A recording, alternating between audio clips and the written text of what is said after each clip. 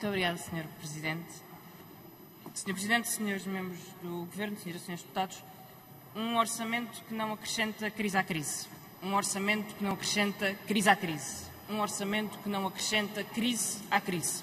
Foi esta a frase repetida pelo Ministro João Leão à exaustão, como se fosse um mantra que o Ministro vai repetindo à procura de reconhecimento ou talvez de redenção, não sabemos muito bem. A verdade é que esse reconhecimento existe. Conselho Económico e Social, Conselho das Finanças Públicas, o tal. As três instituições que analisaram o orçamento são unânimes. Este orçamento não acrescenta crise à crise, mas não faz mais nada para retirar crise à crise e para retirar o país da crise. O FMI coloca-nos no grupo de países que menos investem em medidas de combate à pandemia. A Comissão Europeia diz que sem as medidas excepcionais e temporárias, que são curtas, o orçamento do Estado é retracionista, um orçamento que acrescenta crise à crise. Quando lá fora pedem investimento para combater a pandemia, aqui o Governo opta pela estratégia de sempre, que é fazer o mínimo possível. Fazer só o mínimo possível na última hora.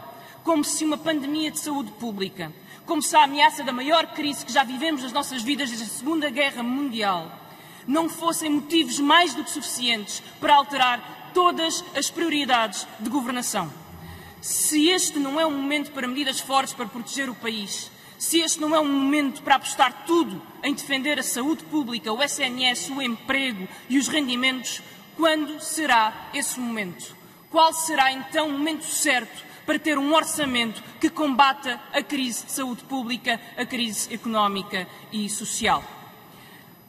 O Governo tem de olhar para o país e tem de reconhecer que a cada dia que passa, a cada hora que passa, este orçamento está mais desatualizado antes mesmo de ter entrado em vigor. Os médicos continuam a sair do SNS. As consequências económicas da segunda vaga não foram acauteladas. O desemprego não foi acautulado, a perda de rendimentos não foi acautulada.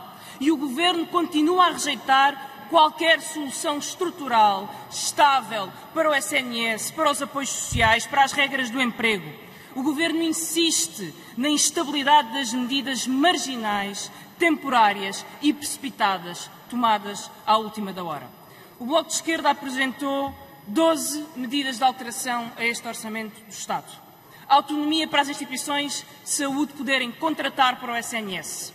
Carreiras para os técnicos auxiliares de saúde e dedicação plena para os profissionais se manterem no SNS. Veja só a ironia destas instituições ter autonomia para poderem contratar a privados a preços especulativos e garantirem lucros às instituições privadas.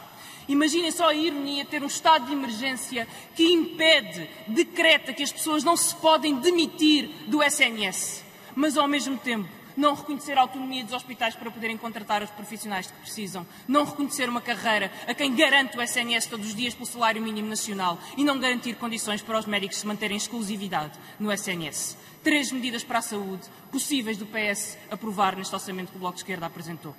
Compensação por despedimentos, tornar o despedimento mais difícil, voltar à proposta de 20 dias de compensação, aquela que o PS defendeu no passado, manter o emprego, todo o emprego, inclusive o emprego precário, nas empresas que são apoiadas pelo Estado. Manter o emprego é a prioridade.